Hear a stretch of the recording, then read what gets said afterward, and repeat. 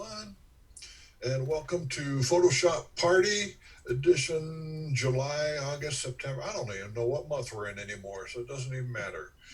Today we have a Lightroom expert, Dan Holmes, to teach us all he knows about Lightroom in 45 minutes to an hour. So, Dan's from the Ventura area, and he's taught Lightroom, I can't tell you how many times because he's taught it at conventions, he's taught it at affiliate levels. So he has some idea what he's talking about. So, Dan, I'm going to turn it over to you. Thanks, Mike. Thanks a lot.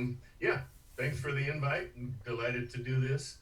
Um, yeah, I'm self-taught in Lightroom, but I've been doing it for quite a while, and I use it as a cornerstone, keystone of my workflow. Everything I do comes into Lightroom, uh, gets organized, metadata applied, keywords applied, sorted. I manage my entire inventory of photos with Lightroom. So to me, the most powerful part of Lightroom is the front end, the library. And Mel has heard me talk about this many times. Are you saving metadata to file, Mel? Damn. Okay, so I thought we'd do today quickly is maybe spend probably about half the time on the library, on the first part, managing your work so you can find your pictures when you want them, and then go into develop and do play a little bit with the color crayons, I call it. A lot of times when I do a private lesson, I will insist that we spend the first 2 or 3 hours on the boring library part. And people say, no, I want to go make my pictures pretty. I said, no, we're going to go into the library. Every single time, 3 or 4 months goes by and they come back and say, I'm so glad we did that. So there's one really cool thing about the library and about metadata. Metadata is everything that we know about the picture. Everything. It's what the camera puts in, it's the keywords that we put in, it's the data we put in, it's the color adjustments that we put in, and it's also the mental metadata. Every bit of mental metadata that we know about the picture. The problem is a lot of people run their inventory with mental metadata. I know that picture's here somewhere, and we've all sat through the never ending, I know the picture's here somewhere. It's here, just wait. Or we look at the computer screen and it is just one mass of folders. So by adding and managing the metadata, you're adding a tremendous value to those photographs. Whether or not you sell stock or sell images, but if you apply metadata, you're applying a lot of value to that picture. You're making a value to anybody else who may want to look in and search and find. So with that, I love questions. So please, as we get into this, ask questions. Michael, help me. We can either text them or raise your hand. But once we get into screen sharing, I don't think I'll be able to see all your hands. So please ask your questions. Keep them limited to the subject matter. We do not have time today for any stories or any experience talk. So just keep the questions there, and then we'll see where it goes. Um, with that, we'll share screen and jump into Lightroom. And please, it's kind of weird presenting to a screen full of faces rather than a room full of people. So react, please. Spending an hour with no questions or no laughter or no booze Or is no applause. weird. You'll So find this please, a very quiet crowd. oh please no. Nobody said booze was involved today. I'm not answering the question if I don't get a postcard. Yes, Dan, as long as you were talking about metadata before, yes, and yes. I continuing warning on a lot of my images, it says my metadata doesn't match that on the disk. Oh, Are you gonna cover that? Oh, you know, when I do a presentation live, I've got photo cards that I give out. So you just won the first one. You got a virtual prize. Yes. Okay. Mel, what am I going to say? The key here is save metadata to file. Okay, I'm going to repeat this multiple times. Save metadata to file. You're going to show us how to do that. I will show you how to do that. One thing to think of is everything you do in Lightroom or in Bridge only exists in Lightroom. So all of the keywords, all of the color adjustments, all of the cloning, everything that you do in Lightroom only exists in Lightroom. If you lose your computer, if you lose your catalog, if you crash, if you pour coffee over your keyboard, what happens to all that work which was in Lightroom? It's gone. That's not a happy situation. So the important situation, thank you, Richard. It's a good reason not to use it. No. So what you want to do is take all that information you're doing in Lightroom and save it into the file. Then everything that you've done is locked inside the file that you've created. You open up that file in a new catalog, any other program, and guess what? All that information is in the photograph. Okay, and it is surprising. This is a really common question and a very common issue. And there's two ways to do that. And Mel, don't let me get through here without showing how to do that. Okay. Okay, that's the take-home message here. All of the work that you do in Lightroom can be saved into the DNG, into the sidecar file, or into the JPEG. And then it belongs inside that file. And then whenever you back up your photos, guess what? All of your Lightroom work is backed up with the photo. Clear, Richard? So saving it in the XMP is okay. Yes. But it's really important to do that. And you can set your computer where we'll do it automatically, or you can do what I do and I just hit select all and save. Command save. Or whatever the strokes are on a PC. Control save.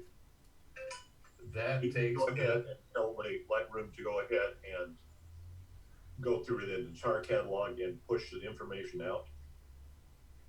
Can you repeat that, Bruce?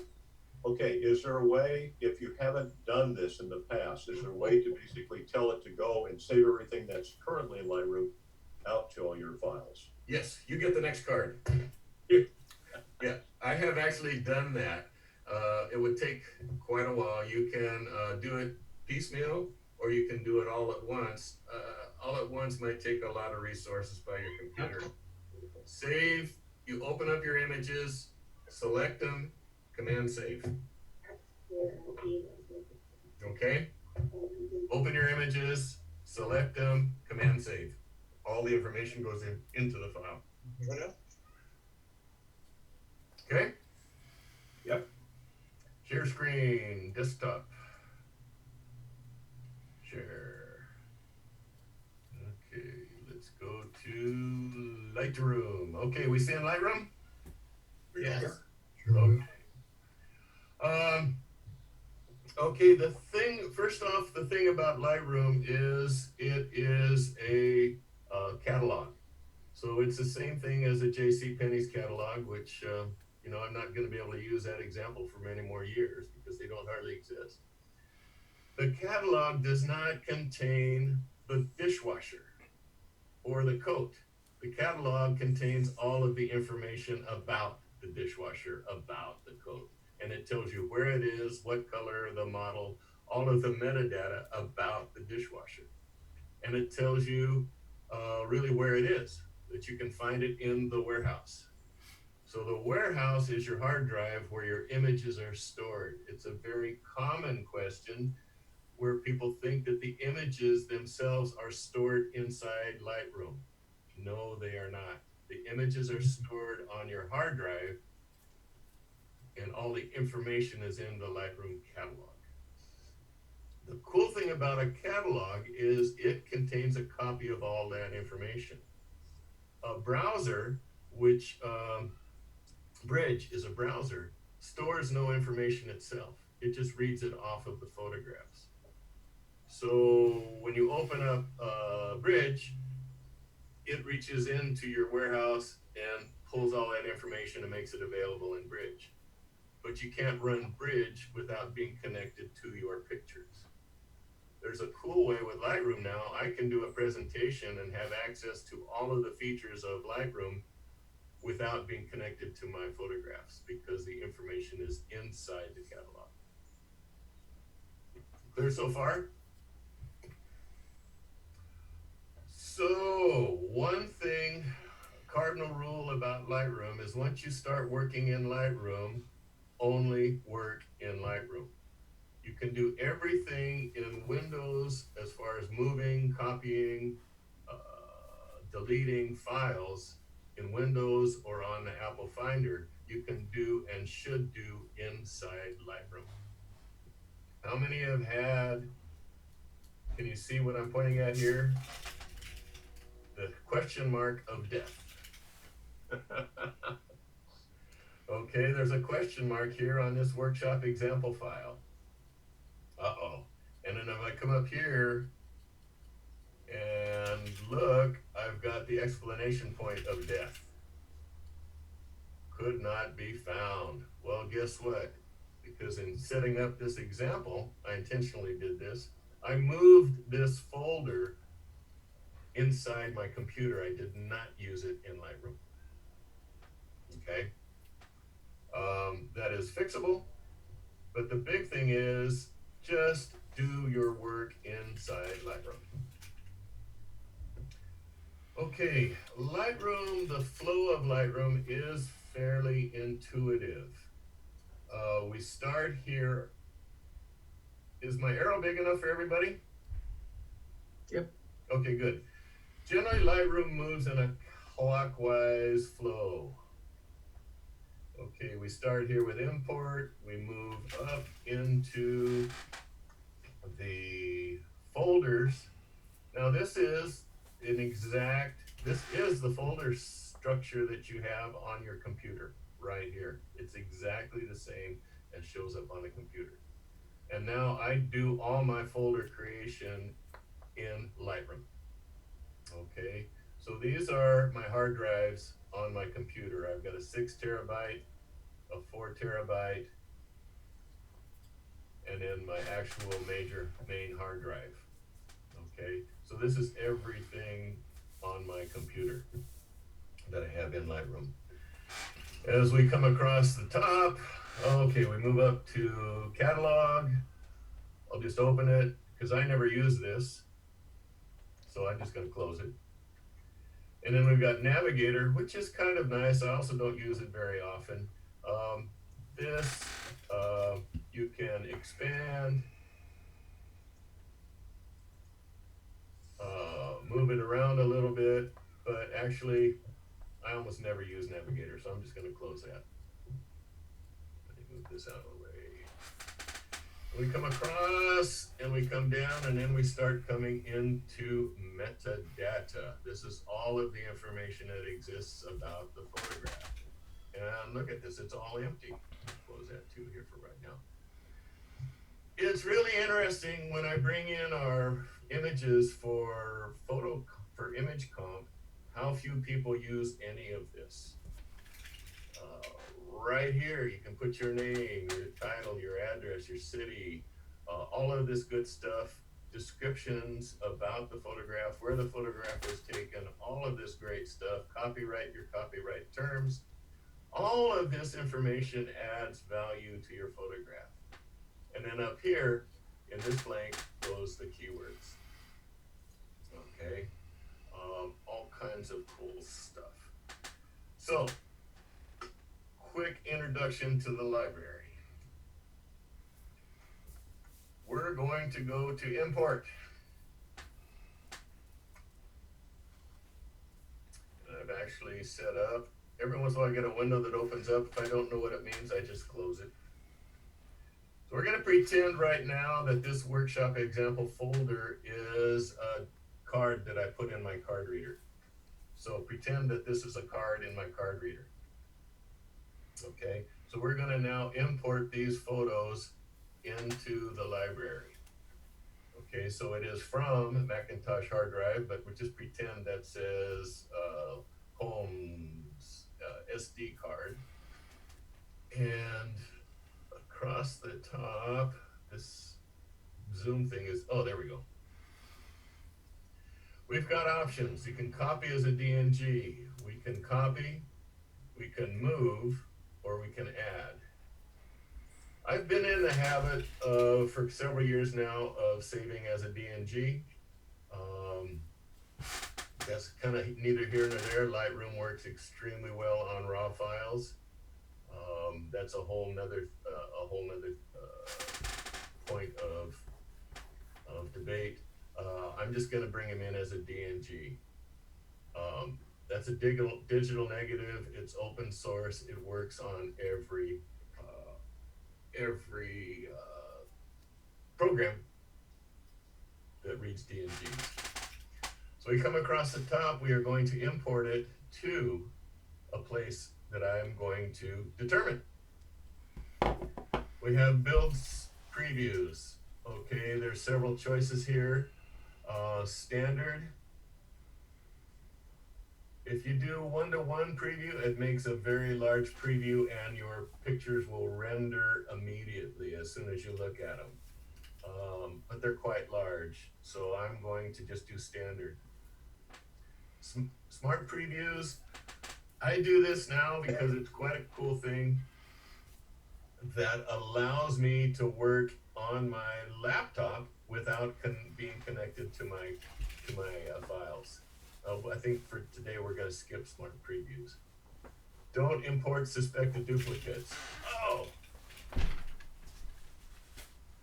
It won't let me import anything. Well, that's because in this example I've already imported them once. That's a pretty nice feature. I have spent hours and hours cleaning up a couple of people's computers where they had multiple sets of duplicates. And that's really kind of a mess. You can make a second copy of the raw file. This is a way of a safety backup. I would only do this in the case of a wedding, where I would shoot the wedding, I would import, and at this time I would make a second copy of the raw file to a separate hard drive. The thing about this, it's strictly a copy of the raw file, and it has none of the metadata that you add to it. So I would do this, and then once I'd finished all my work, all the creation, all the editing, saved and backed up those copies, I would actually come back and delete those. I do not add to a collection at this point. We'll talk a little bit more about collections later. One of the extremely cool things about Lightroom is you can rename all of your files right here. Okay. This is something I preach about pretty regularly. The Nikon, Sony, or Canon file name really does you no good. It tells you nothing, and it is the same as everybody else's Sony file name. And you will get to the point where you duplicate your file numbers. Okay, Canon shoots 10,000, so it doesn't take us very long to shoot 10,000 photos. Eventually I will end up with multiple images with the same exact file name. Put those into the same folder on your computer, one of them disappears, gone. It just goes into the ether. So I rename all of my files, and I do that here automatically. I've already imported these things, so you'll see, can everybody see this or is it too small? My file name is DH Holmes_ the date the picture was taken and the shutter number. So this is a very unique number that will never be duplicated. Okay. I'll get around to 10,000, this number will go back to 1, but it will never be, I'm never going to shoot 10,000 pictures on the same day, at least I hope not. Well, I've been halfway there, but no. So I rename here DH Holmes, the date, and here my format, I use the year, month, and day. I wish I would have started doing this in my corporate days. It would have saved me hours and hours, but that's a whole nother story. So you rename the files right here, and I create a template. And I've got several different templates, a template for a GoPro, a template for my iPhone, a template for some of my assistants, and some of these other templates that I haven't used in a long time. You create the template right here. And I'll go through this kind of quickly, and should any of you want to do this later and get stuck, you can give me a call. So we will just delete this. Okay, so I am gonna make myself a new DHHOLMES underscore, and I come down to the date, and I've got multiple different formats that I can choose. A lot of people do like the full 2020. To me, I'm starting to get too many numbers, so I'm just gonna stick with year, month, day. And then underscore file name, number, suffix. Okay, it took me file name. No, that doesn't work. File name, number, suffix. It would have been a whole lot easier if they just said shutter number, but this means the actual number of your camera shutter. Thank you. Okay. I can't tell you how many times I've gotten baffled on changing it 80 times. Oh, and yeah, there's a couple of things that I've always had to guess and check until I got it right. This is the shutter number of your camera. File number suffix. Awesome. Yes. Aha. You're the bomb. Is that Eleanor? It is. Hey. Yay. Okay, good. So we've hit some good ones already. So, and here's the example. DH Holmes, 2000, July 28th, today's date. Okay. And then you come up here and you can save as new preset, restore, delete, or rename. Okay, but I'm not going to change that. Everybody kind of got that down. I went through pretty quickly. I use the camera shutter number. For the longest time, I started every sequence at 0001. Okay, because it seemed like it made sense. So if I did a shoot on the beach, it would be the beach date plus starting 0001. But I still would end up with lots of pictures at 0025. And inevitably, people would get confused. They would pick 2 or 3 and only tell me the last 3 digits, 0025. All of a sudden I realized I don't need to do that anymore. I just use the shutter number. Much easier. Okay, so then I can choose my rename files. And the cool thing is Lightroom reads the date of the photograph, not the current date. So it reads this date, 19/12/02, out of the metadata from the camera. So this happens automatically. You don't have to type in the date. Clear as mud? Sir, yes, sir. Cool. Thank you. So right now we're not. Got that? Yes. I can only see a few of you, so holler out. I am not going to rename these because they are already renamed. Develop settings, presets. Okay, within Lightroom, I will find that I was doing the same thing to every picture over and over again. And finally came to the point of realize, oh, I can create a preset and apply that to every single picture. So now I apply that to every single picture when I import. And this is the import preset that I use, Adobe Standard Highlights and Shadows. I named that, I created it, When I set this now, every picture is going to come in and it's going to be 60 to 70% finished before I even look at it. And this is awesome. So it's going to adjust my highlights, my shadows, camera settings, a lot of good stuff. So that is, yes, please. Okay, so you're saying that you have a standard that affects your highlights and shadows on the same way on every single image. Yes, when I do the import. How do you know that, being that is, every single image isn't going to need the same treatment in like shadows and highlights? I can I can understand things like, lens corrections and things like that, but why would you do that on highlights and shadows? Because I'll use this to take me about 60 or 70% there, done. So I'm already looking at an image that's pretty well close to the way I like it.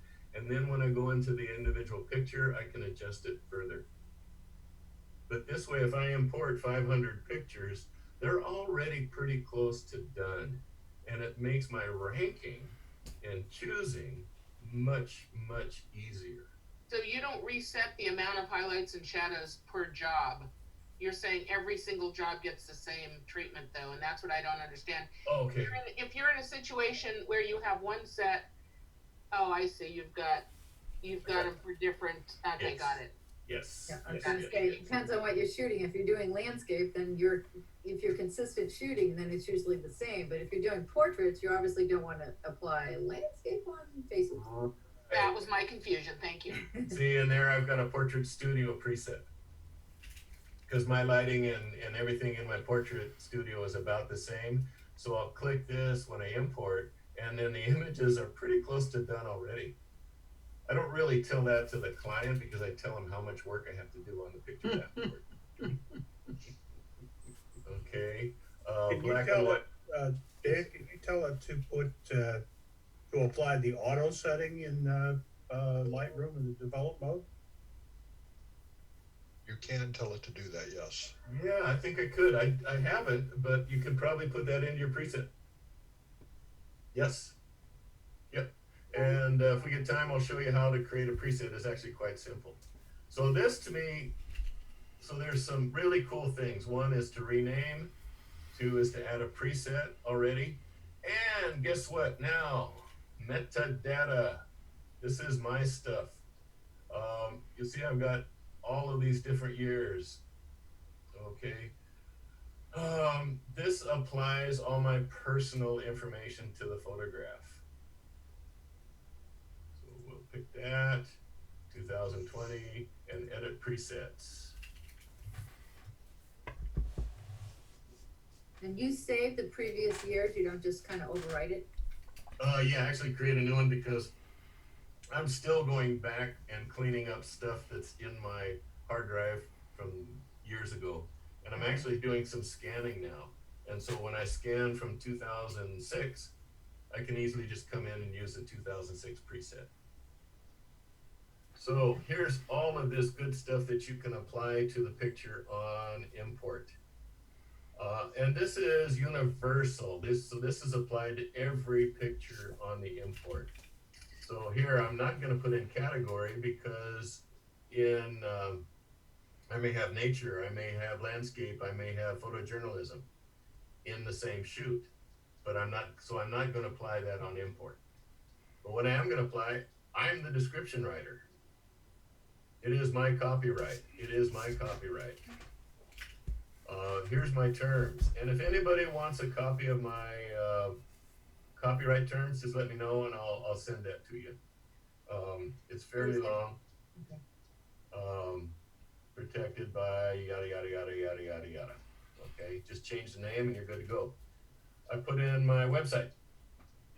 I created it. I put in my city. I don't put in my address because that just tells anybody looking at the picture there are cameras at this house. Let's rub it. You got it. So I don't put my address pretty much on anything. State, zip, my cell phone, my email, again, my website. And the cool thing is, yeah, I'm the owner. Okay, this is image specific. This is where the image was taken, so we really can't apply that on import. My credit line, my source, I'm not quite sure what that is, but I put it in there because it sounds right. This is something I really like, original digital capture from a real life scene. This is really cool. Scanned from a negative, scanned from a slide, digitized from a print, or scanned from a print, or created by software. So if I'm gonna do a big old digital art composite, it's not an original, it is created by software. That goes right into the metadata, which I think is quite cool. All of these guys here, I don't know what they mean, so I just don't use them. Keywords, okay, keywords are image specific or group specific. They're generally not specific to the entire shoot. In this case, I could, but I don't do those here. So then when you set this up, you can create your presets, and here they all are. And again, I've got a preset here for race photograph assistance, some old ones, portrait business. I can clean out some of these that I don't use anymore. Okay, done.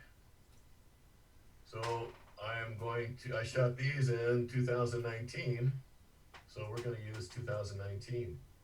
Now here, these are all beach scenes, so I can add a few. Do you select all first, or do you? No, because these are gonna get, great question, these are gonna get applied on import. Okay, I'll wait. Yeah, that's a good one. Venture up here. Look at that, it's remembering in my passwords. Sent Barbara Channel. Sunset. Oops. Commas are good. So here you can apply anything that's going to apply to all of the pictures. And I would go on and on and on, evening, and I can show you more about those. So now we're moving across, we're down to where are we gonna put it? This is a confusing part of Lightroom. Okay, and this causes a fair amount of confusion. The way I do it is I normally come in here to this plus mark and create a new folder. Boom. And it takes me back to the Finder. I'm gonna come here, I'm gonna come here, my working folder. This is in 2009. I am going to Ventura Sunset. Okay, normally I would type in, create this folder right now, Ventura Sunset, with the date. So this I have to create.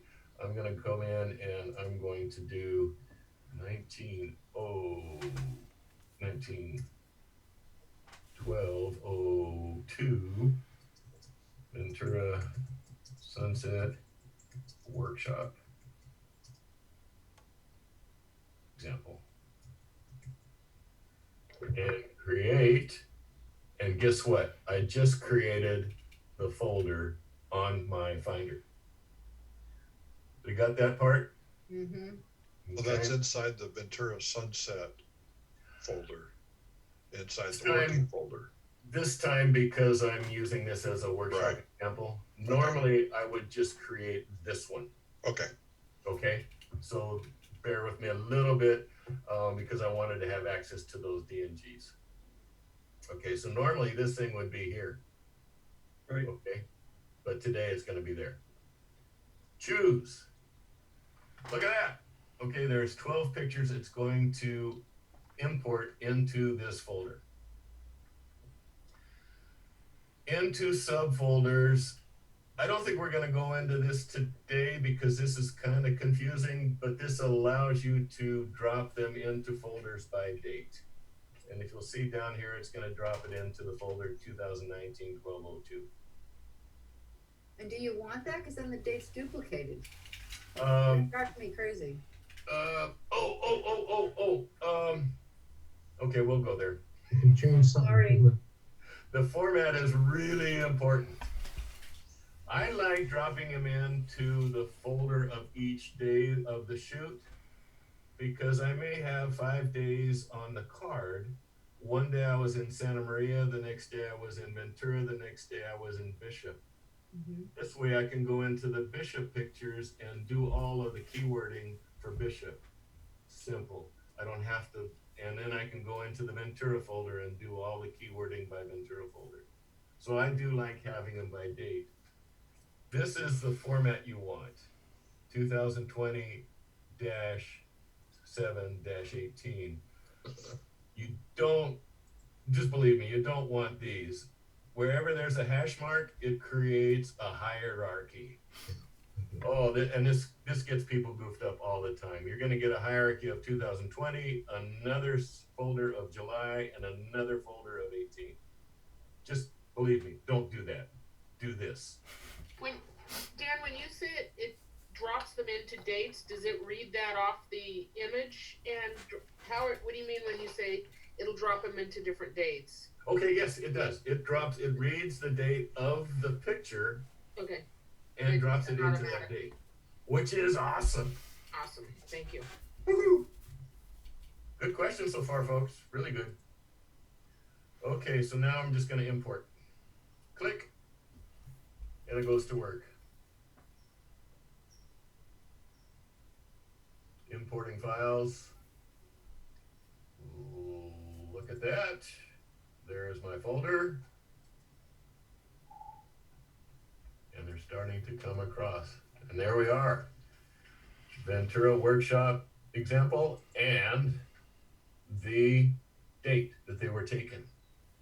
Okay, even though I'm importing them today, it's putting them into 2019-12-02. Clear as mud? Okay, and now look over here. We've got some keywords applied already. And we've got all this cool information here applied to the picture. My copyright terms is copyrighted, my website, the date created, all of this good stuff is applied to every single picture. Got that? And the name has been changed.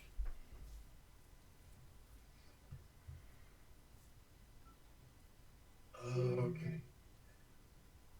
Are we clear? Yep. So now I'm going to jump to develop for just a minute and then come back here. There's the original file.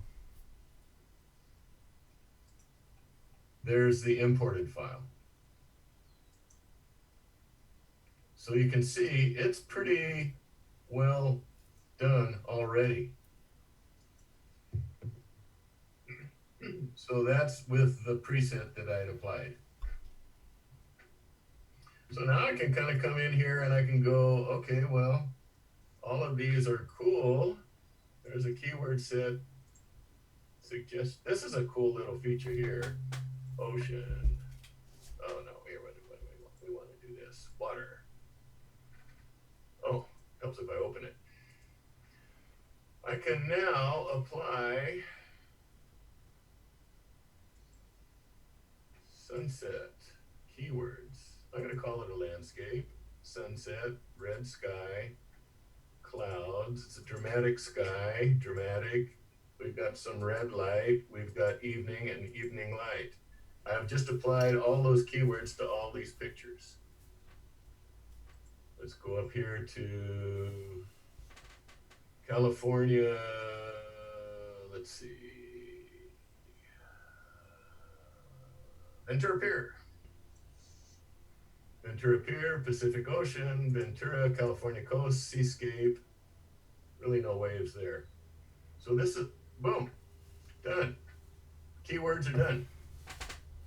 Make sense? And I've just done something significant to all of these pictures. I'm going to select all and hit Command Save. And now all of that information is going into the file. Is this new to anybody? Yes. Oh, good. Very new. Great, Carl, I loved your reaction. I can't see everybody, but everybody nod your head. I like that idea of keyword sets. I wasn't aware of that. That's great. Awesome, Roy. I love this. It took me a while to use it. And then the nice thing is, my Pacific Ocean is always spelled the same. I've got gobs of keywords where I flumbled my typing, and it doesn't know I flumbled my typing. So I've got Pacific, I've got Pacifico, I've got, so this way it's super. And they're pretty easy to create. Edit set, and you just come in here and add and create your keyword sets. This is a cool thing. I've got a quick question for you here. Yes. I shoot both RAW and JPEG simultaneously. Yes. I import them. And I understand it's bringing into the catalog both of the images, but only shows the RAW image. Right. When you do this save, does it save this information to both the JPEG and the RAW files? I'm going to give you about an 80-90% yes. I don't shoot. Okay, because I never do both. Adobe Camera Raw will change the names to both, even though you only have the RAWs opened. It's probably going to save it to both, and you could easily export a JPEG to another folder and open it and see if those are full. And I'm going to say 99.9% yes, all that information should go to the JPEG. So, yes. Go ahead, whoever's starting to talk. And additionally, does this, is it actually saving them to the files itself when they're a RAW and JPEG? Yes. Or to the boxcar? Right now I'm in a DNG, so it's saving it in the DNG. If you're working RAW, it will save it to the sidecar. Okay. And if you'll look, when you import, and you look on the computer, you'll see just the RAW file. As soon as you save anything to the file, it creates the sidecar. You'll see the XMP show up. Okay. And don't do what I did many years ago when I was working in a different program and I saw all these XMP things and I didn't know what they were, so I just deleted them. Been there, done that. I've never done that myself, Sue. I'm glad I'm not the only one. So once these are done like this, once they're saved, if I open this later, some other date in Photoshop, all that information is there, and I can search keywords in just on my hard drive if I want to find something. Yes. It's wonderful. Okay. Thank But you have to remember to save. Now, since we're here, we'll go, as we're talking about that, it's probably a good time to see. I don't do it automatically. It's just a force of habit for me. But there is a setting where you can have it done automatically. So go to Catalog Settings, General File Handling Metadata, automatically write changes into XMP. Then everything you do in Lightroom will be saved into your XMP or RAW file. Okay? There's your checkbox to make sure the JPEGs get it too. Oh, there you go. Perfect. Include developed settings and metadata. Perfect. There you go. Okay. I don't do that because that means every single little change I make, every little brush stroke you make, that takes a bit of computer resources to do that save. And somehow I generally end up with about 25 programs open in the background and I slug my RAM. That's the only reason I do this. But warning, changes made in Lightroom will not automatically be visible in other apps unless written to XMP. Okay? So this is today's big take home. Either click this or click save. Okay? So now if we look, get this out of the way, everything's hunky-dory. I'm going to apply a color. Okay. Label to delete. Anytime we make a change, we're gonna go here and we're gonna add a keyword example.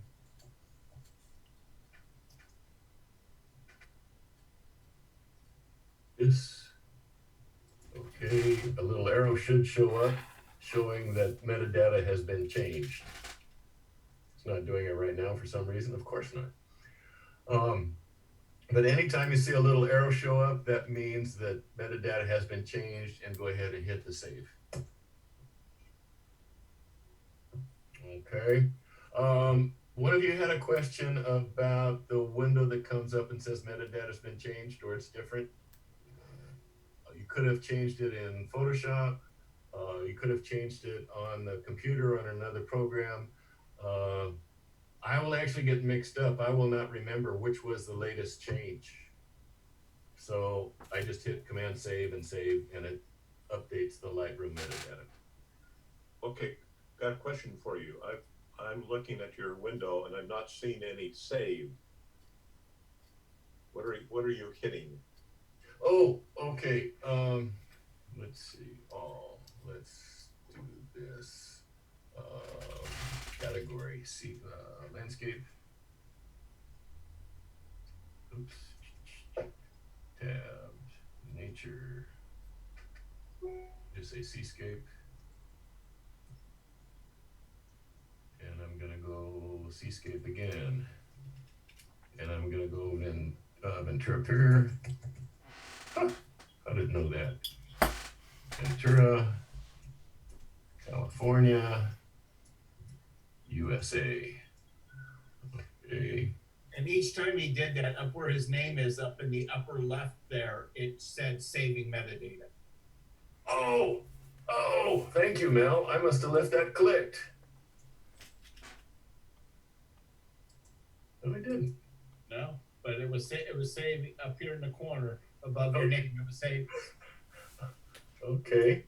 Well, that's why the little arrow didn't show up. Yeah, that's why. Oh, maybe it's remembering that until I reboot. That could be. That's the safest. Just click that button and then it's always being saved. The way I do it is I will just hit, and this is something that is not visible in any of the instructions really. I'll hit Command All and then Command Save, and it saves. You see up here. Okay, what is Command Save? Command S. Command, oh, yeah.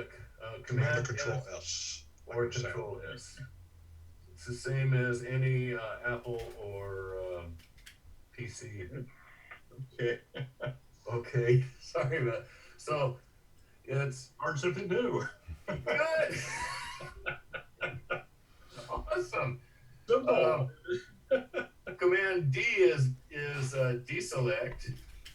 Command A is select all, and Command Save is save all.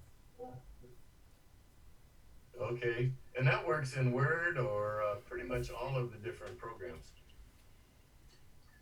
Okay, so we've gone through quite a bit of stuff here. We've got the next step. How are we doing on time, Mike? We're approaching an hour right now. I have another question. Yes. So I don't use Lightroom except very rarely, and typically it's with a workshop that says import these and do stuff with them. Right. So right now I basically have nothing in Lightroom. I just had to completely wipe my computer and I'm reloading everything. I've loaded Photoshop so far, but I have not reloaded Lightroom. Now, if I reload Lightroom now, is everything I did going to be gone? I'm reloading it directly, downloading it from right now. I don't have Lightroom. Is that correct? Why don't you give me a call? And we can either FaceTime or Zoom it, and I can kind of walk you through it. Okay. Like I say, I don't have anything to worry about, but if I decide I want to do everything, I don't want to have to worry about losing them. And I know if I save, I won't. Yeah. I will call you. I'll call you. Yeah, do that. Laura? That's Yes. that's a good example of the need to save the metadata into the file. Yes. A really good example. Yes. Okay. Okay. Laura, there's also a thing too. The program Lightroom is different than the catalog that you're utilizing. Yeah, now you may have catalogs saved unless you wiped out those catalogs. That's why I was asking, yeah. Yeah, so give me a call and I can. If I'm gonna go through and catalog all my stuff, I don't wanna lose it. You sure don't. No, I don't. That's the beauty of this thing, and so, yeah. Okay. If you save it all to XMP and then you back up those files with the XMPs that are extant, would that not accomplish the same thing in terms of backup there? Yes. Because you can open up a brand new catalog, import those pictures into the brand new empty catalog, and all of your metadata will come with it. That's the trick. Bingo. God, you guys are great. Do you use just one catalog, or do you start a new one each year, or? Gosh, this is awesome. I pretty much, for all my landscape and daily type work, just use one. And there's 129,000 in this one catalog, plus another hard drive up here with another 59,000. If I'm doing a big job like a marathon shoot, I create a brand new one. Okay. It seems to go a little bit quicker, and I don't need that here. And then plus, it makes the keywords a whole lot smaller. Okay. Okay. There is really no need to create new catalogs unless you have a specific need to do it, which is a contradiction of terms. I tried to do the smart preview thing and then move it to my laptop, and it had me do a catalog, and I just stopped because I got so in over my head. I thought, where's Dan? Why did we cancel his all-day workshop? Okay, so the next thing I do is rank them, and ranking is awesome. You can flag them or rank them. Flagging does not go into the metadata. Stars and colors do. So I'm going to go through quickly. I'll make them a little bit bigger. And I'm going to say, this one has good potential. I'm going to give it a 3-star. Just 1. Ooh, I like this one. Maybe 4. How are you giving it stars? Oh, thank you, Mike. The number key. Thank you.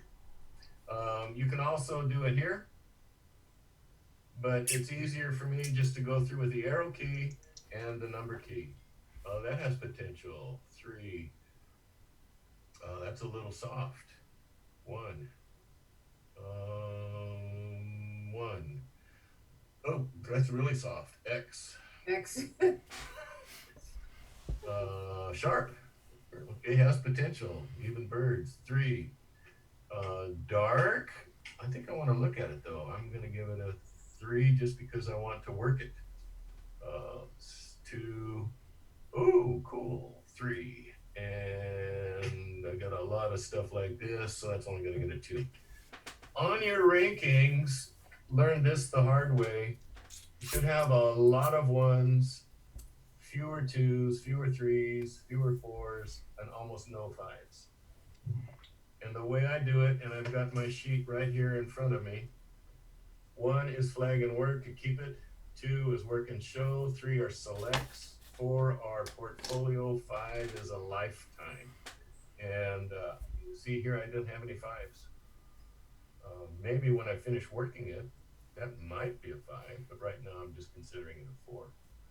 Really important. So now I can say, give me all my 4s from this day, from this shoot. Oh, there's only 1.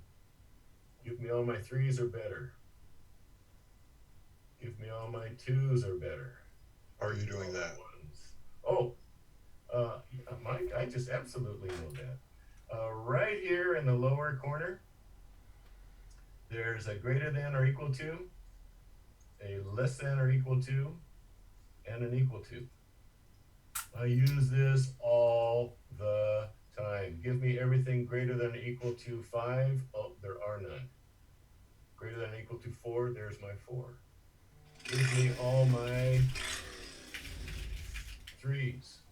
There are all my 3s. Give me all my 4s. Give me all my 1s. Awesome. I use this all the time. How did you define your 1 and 2? Pardon? How did you define your 1 and 2? That's a good question. They kind of overlap. 1 is I'm going to keep it. 2, I may work it and show it. 3 is a select. Those are the ones I would normally show to a client. Or 3s and better would be potential for image comp. 4 is definitely for image comp. That's a portfolio, what I call. And then 5 is a lifetime. And I'm still cleaning up the 5s that I used to put in because I really liked it in the old days. I really liked it, so I got a 5. Well, I look at it now and I go, what was I thinking? And you can also add color flags, and I will use colors when I've got a big job and I'm using them to sort. I'll use blue if I'm going to do an HDR or a panorama.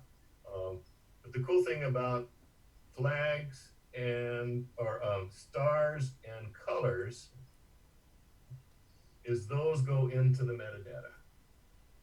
Okay, so here I added a blue flag by ticking the 9, or you can click down here. I can make it a green, a yellow, or a red. And if you click it again, it turns it off. Okay, and oh look, my arrows are up again. Here, see I've made changes, and this is telling me that the metadata has changed.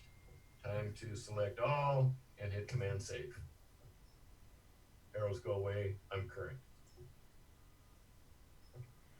Boy, Eleanor, that's about 6 hours of metadata in an hour. I know. Okay. So we've gone all the way around. We haven't touched, I'm not going to touch too much on folder or on collections. Collections are pretty cool. It's a good tool to use for a job, for a purpose, but it's not the best way to manage your inventory. Collections do not go into metadata. So if you lose, or when you lose your catalog or create a new catalog, these collections go away.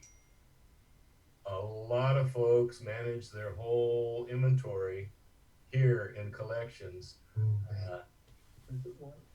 That's not a good thing. Okay, so here's all my image comps. PPC set, my current channel islands. See here, I'll just grab a whole bunch of pictures that I think have potential for image comp, and I'll drag them into the collection. And then when I've got my final selections for image comp, they're just right here. And here we go again. I remember those. Yeah, okay. So collections are a really handy tool, and I use them a lot. If I'm going to make a presentation, here's Estonia in 2015. Drag these pictures in to make a slideshow for Estonia.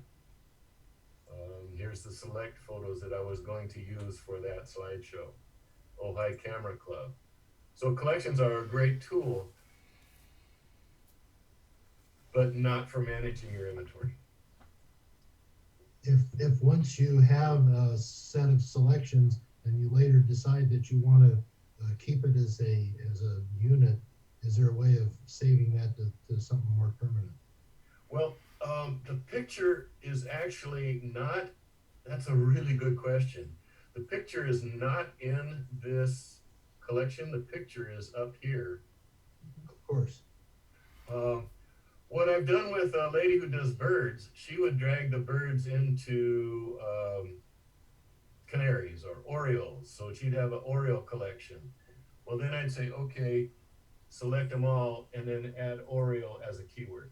Oh my goodness. There you go. Woohoo! Talk about keywords there, geez. Or the name of the special slideshow that you did or something. See, these are keywords. These show the keywords of all these different pictures. But this one only has those keywords. Perfect. That one only has those keywords. Dan, Yes. isn't there something where if you have different keywords, like you're just showing us now on two different images, and then you highlight them all, that it shows up in the keywords with the asterisk? Yes. Is that correct? Right here. Okay, Okay. So here I've got two different pictures. The asterisk means that the this keyword is not in both. okay, Not in both. Is not, travel does not have an asterisk. Nepal does not have an asterisk. That is in both. okay. Subsistence farming is not in both. So here we go here. Base camp trek. And here the keywords are different. Here's the total list. And that's quite handy actually, the asterisk thing. Okay, All right. thank you. So Hey, I have Dan, Yes. would it be possible to invite you back again to talk to us? We got like 3 more hours of stuff to cover. See, we didn't even get into the color crayons. We barely got touched anything. I mean, you got a lot of information and Yeah. okay. I don't even know what color crayons are. Oh, That is that's this part, the develop mode. the develop module. Okay, Okay. Which is actually quite a bit simpler than the library. So if you have, so I have all my images in a hard drive, Yes. and I also have them backed up like 3 more times because I just had some hard drives crash. So I've got everything backed up like all over the place. Got it. And if I were to say lose a backup drive, so one of my drives, and go to a different one, would all my images still be accessible from Lightroom? That's one of the things that super confuses me, Okay. is how to find them in real life. Yes. Yes, they are. n- uh, so here I've got actually 3 live hard drives showing up. My hard drive on a computer, a 4 terabyte and a 6 terabyte, and actually a 2 terabyte and a SCP card. So yes, you can reach into any hard drive with Lightroom. The question is, what you really want to make sure you do is work on a master file first, and then save copies of those masters into your other backup hard drives.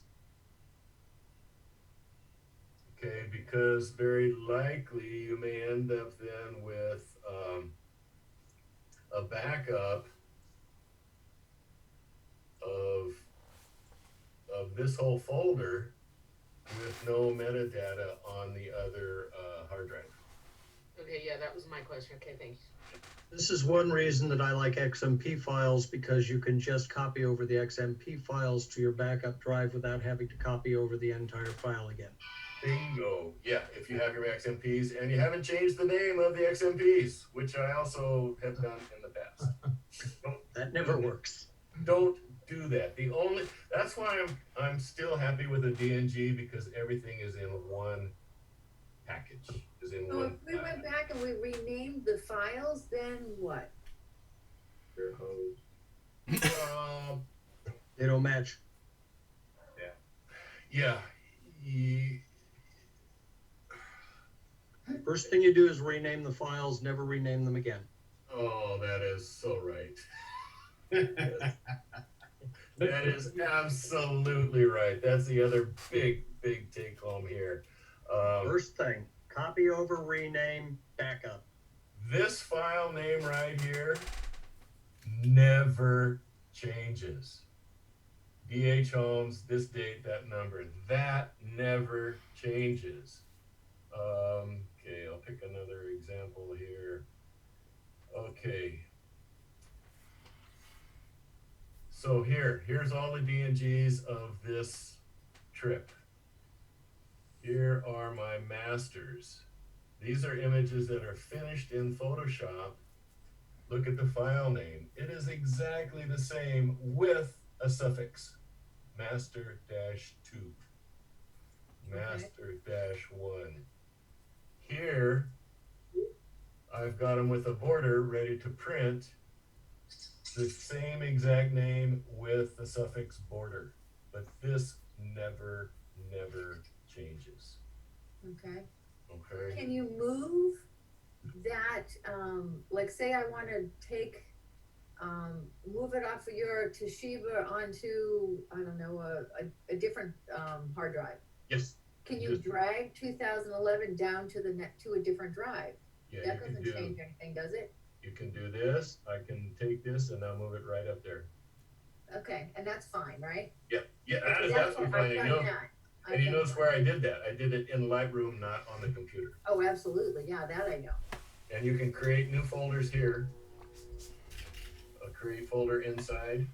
Right, So you can do that here in Okay. Lightroom.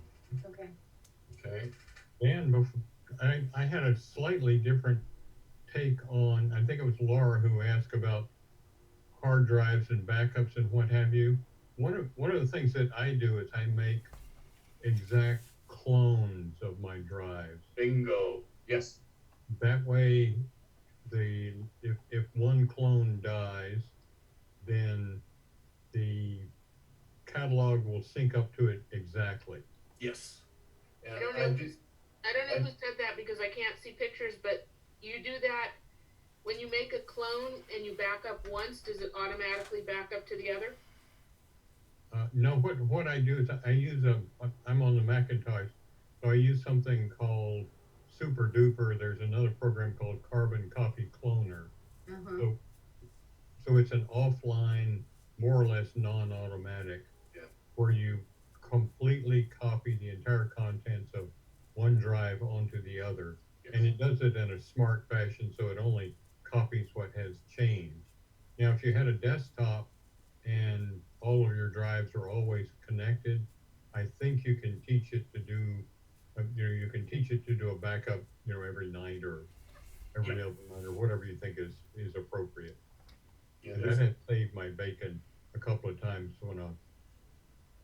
when a drive would fail. Yeah, that's Mike. That's almost another Photoshop party just on backing up. Absolutely. Oh, yeah. Okay, Dan, I think I'm gonna have to cut you off for an hour and 15, so it's gonna take me a while to render this video out. Any other major screaming questions before we cut them off? When is he coming back? Can we get contact information, Dan? Yeah, okay, You wanna do that private chat? So you don't have, it's gonna be on YouTube, so. Oh, okay. You can also look at his metadata and find his phone number. I'm looking at that right now. Yeah. Oh, there it is. Sure, Yeah, I did a screenshot, so you're stuck with it. I've got it embedded, I'll have metadata on it too. So much for hiding it off of YouTube. Yeah, no kidding. Oh well. Before everybody goes, Dan, you should give a commercial for the SIPA Lightroom program that's coming up by our dear friend Hutch. Yeah, well, okay, Hutch is doing, he's working on the develop module.